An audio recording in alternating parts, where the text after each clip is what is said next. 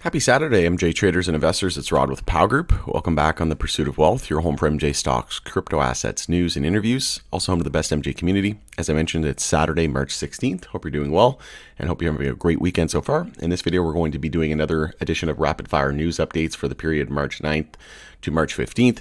If anybody isn't familiar with these new format and these new videos, essentially, we just go over a high-level overview of what transpired over the last week or so, and it's not to go into deep dive details, just a very high-level overview, and if you want to dig into it more on your own time, you can feel free to do so.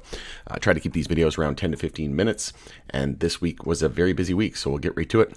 Before we get to it, though, make sure to smash the like, help support me in the channel. Doesn't cost you anything. If you're new, you can subscribe, tick the bell, all that good stuff, and you'll be notified on any future videos or when I go live.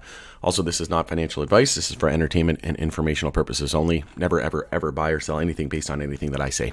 Also, you can follow us over on X, formerly Twitter. The handle for that is @GroupPal. Going to be using that as my platform of choice going forward. Jumping right to it, Amsterdam left out of the Netherlands legal MJ experiment. So Amsterdam will not be part of the experiment with regulated MJ now underway in the Netherlands after a vote in the country's parliament last week. So not a major cause for concern, but the fact that we're starting to see more and more experiments and, whether it be from a medical standpoint or recreational standpoint, this is all great news for the rollout and adoption of this amazing medicine of the future. Virginia legislative session ends without Gov signing adult use MJ bill. So we've seen some delays there, but nothing to worry about. Like I said, game theory playing out. More and more states embracing it. We got Ohio, we've got Florida, Pennsylvania, all on deck. So it's just a matter of time before we see nationwide reform as well. Also, MedMen struggles continue as it reportedly closes all but 2 California locations. Once a major player in the legal MJ market, the MJ dispensary chain MedMen is apparently now hanging on for dear life. And we know Tilray has some of their convertible debt as well, so whether or not they'll scoop them up for pennies on the dollar once federally permissible. As we know, they can't have, they can't put their NASDAQ listing at risk. So this would only be if there was any kind of meaningful reform in the U.S. and it was federally, like I said, permissible. So hard to say if they will acquire them. It all depends on how quickly reform happens in the U.S. Think of Acreage and Canopy as well. Also, MJ Biz Daily reports that MJ MSO Ascend Wellness is expecting a 280E tax refund, kind of following in the footsteps of Trulieve. And there's other MSOs that are expected to follow suit as well. I believe Terent. There's an article on that here in just a moment. But we'll move on here. Canadian and British MJ companies Aqualitas and Canare to merge. So we continue to see some consolidation in the space. This is a medical MJ company from Canada and Britain are joining forces to create a global vertically integrated business to tap opportunities in Europe and beyond.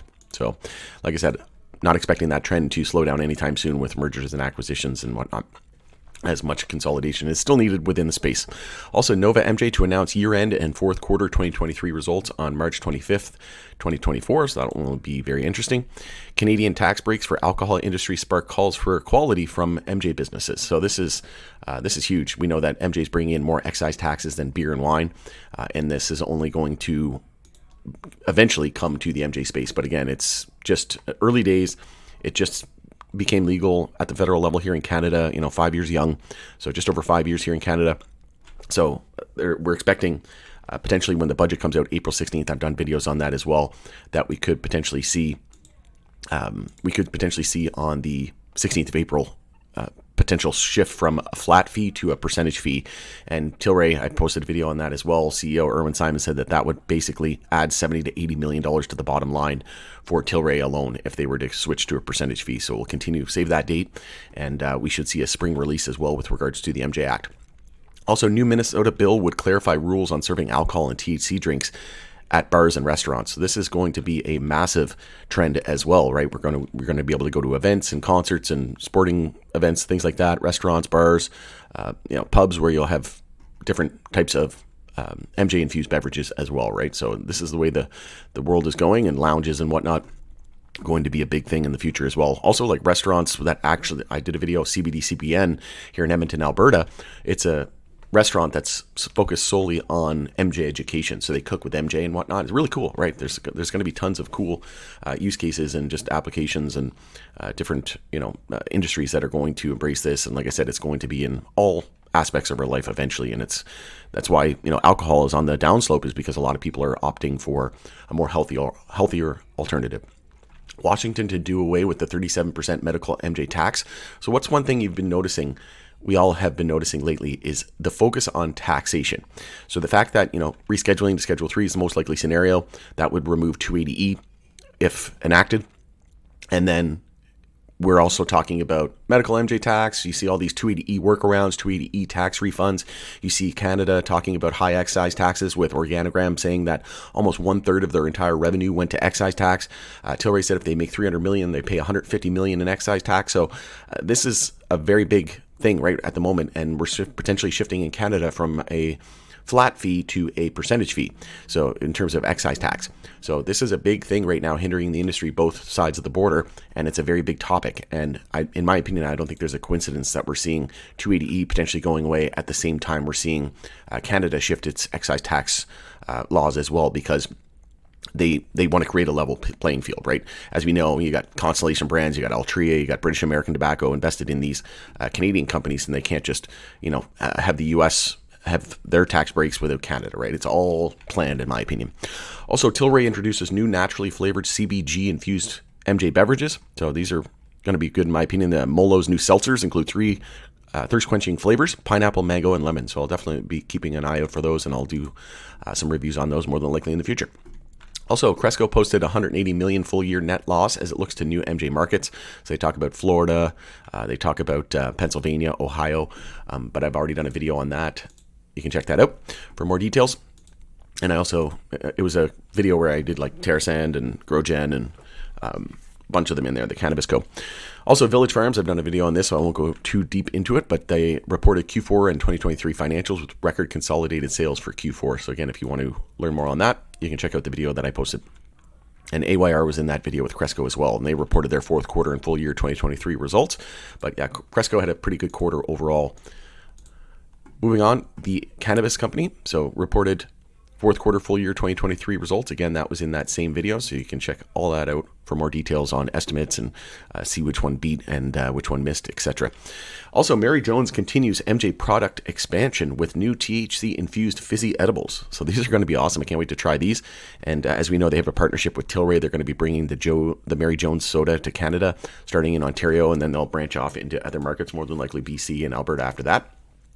But yeah, it's going to be cool to see. And then they're bringing all these other flavors and all these other categories as well through a partnership with Tilray. And there's a reason why they're picking Tilray, the best MJ company on the planet. Jones Soda reports fourth quarter and full year 2023 results. So the company remains well positioned to capitalize on growth opportunities in 2024 and beyond. And that would involve Canada and Tilray, in my opinion. So they had revenue was $3.5 million. So a very small company, right? I think it was like 30 million market cap last time I checked. But this could even be a potential bio target for the likes of, say, Tilray, right? But Jones Soda unveils new operations team to bolster company growth and innovation. So again, this all falling in line with, as they look to new markets and as they look to new product categories, and obviously getting their feet into the dipping their feet into the MJ pool. Also, Schwazze sets fourth quarter and full year 2023 conference call for March 27th at 5 p.m. Eastern Time. Not a name that I follow closely, but we'll keep an eye out. I'm definitely keeping that in the back of my, keeping it on the radar for sure. Grow Generation Q4 revenue falls less than expected. Again, I've already done a video on this. You can check that out for the estimates and whether or not they beat or missed. Las Vegas MJ consumption lounges prepare for new era. So again, this is going to be a massive trend. This is going to be something that, look, check out that lounge. That's pretty sweet, right? And you can go in there, chill with some friends. Because as of right now, if you're doing dry January or whatever it is, you're trying to take, a little bit of break from alcohol. All your friends meet up and, you're hanging out on a Friday or Saturday night, and you go to a pub or a restaurant and everybody's, drinking some beers or whatever, cocktails, and you feel that temptation, right? That peer pressure. So the fact that we have consumption lounges, I think this is going to help with that. And then people can go and they can consume MJ and eventually be able to buy an MJ infused beer or whatever at a pub or a restaurant, right? So I think this is going to be great overall for the industry, and can't wait to experience it. There's even a bus in Colorado. Looks pretty sweet. So all things on my bucket list for sure.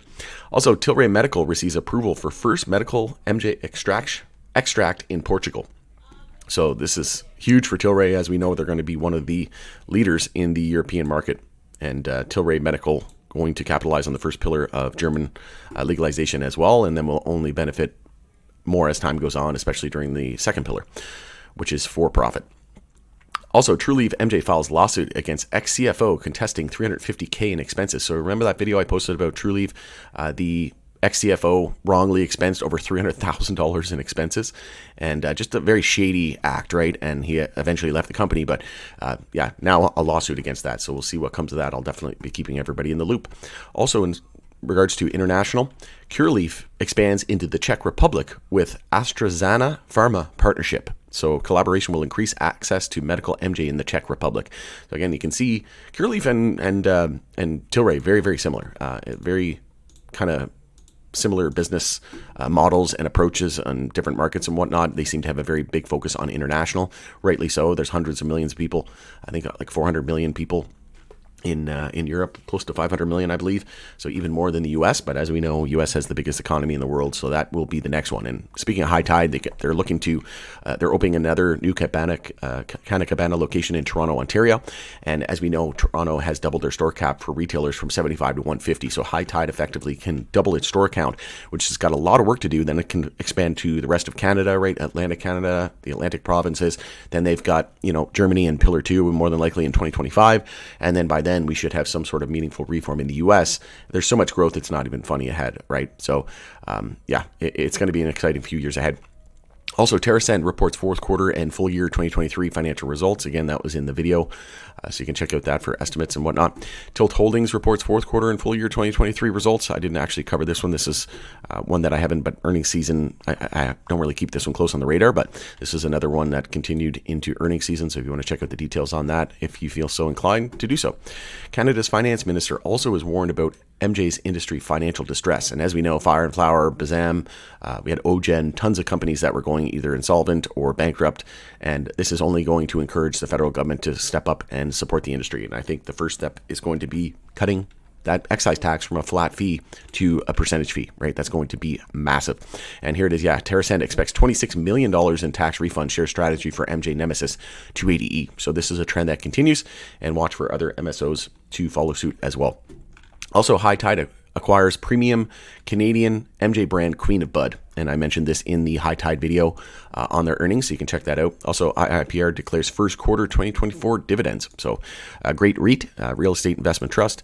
I know a lot of people this is one of the more safer bets. It's probably not going to make you generational wealth, but can certainly get you 100%, 200% over, a course of a year or a couple of years.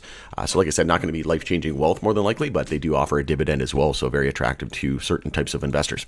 Also, the cannabis company announces intent to complete US $25.75 million private placement offering of 9% senior secured convertible debentures due in 2027. We also have C21 buys Deep Roots in a deal that's valued at $3.5 million. And coming on the end here, retailer Hightide reports break-even net income record MJ sales. So again, I've done a whole video just on Hightide. It was a live stream, so you can check that out for all the details. But they did beat in terms of EPS, pretty big beat, but they did slightly miss in terms of their revenue. But overall, great quarter. You got to check out that video. And then probably the most exciting news of the week. Yesterday, on my birthday, March 15th, VP Kamala Harris tells the DEA to reschedule MJ as quickly as possible at White House meeting with pardon recipients. So this is huge. We've heard it from the horse's mouth this time around. And we know that DEA is just basically sitting on its thumbs at the moment. It's just, twiddling its thumbs, wondering what it's going to do. And as we know, HHS recommended Schedule 3. And now with all this push from the executive branch, I think it's only a matter of when, not if. I think it's going to be more than likely Schedule 3, the most likely scenario. And then I think the most likely time frame is between now and the end of April. Like I said, it could be a month or two after that. Who knows?